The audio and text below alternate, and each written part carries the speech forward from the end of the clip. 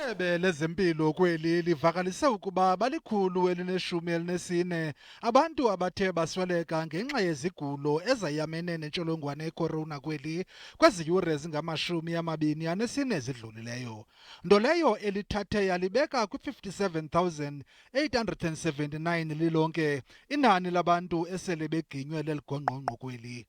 Amanani olosuleleko akhule nge-7,500 ngelanga kule veki siphuma kuyo, yaye kukho amarhe ukuba kungenzeka iqiniswe nangakumbi imiqathango ye-lockdown.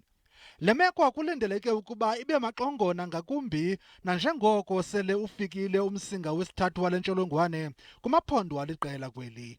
Uninzi lwabantu abathe bosuleleka kutshanje likwiphondo laseGauteng ngomyinge we-67%, ze kulandele iNtshona Koloni ngo-8%, ngelixa iphondo laseMntla-Ntshona libe ku-5%. Ukanti liyakhula nenani labantu abangeniswa esibhedlele. Bebonke bayi-936 abantu abathe bangeniswa esibhedlele ngenxa yale ntsholongwane kweziyure zingamashumi 24 zidlulileyo, ngelixa beyi-153 abathe basweleka besesibhedlele. Lime kumyinge we-91.9% izinga labantu abathi baphila kule ntsholongwane. Ukanti bangaphaya kwesigidi abantu esele begonyelwe i-COVID-19 kweli. Kuhlatye ikhwelo ke eluntwini ukuba lugudle indlu kuba konakele ukuhlala.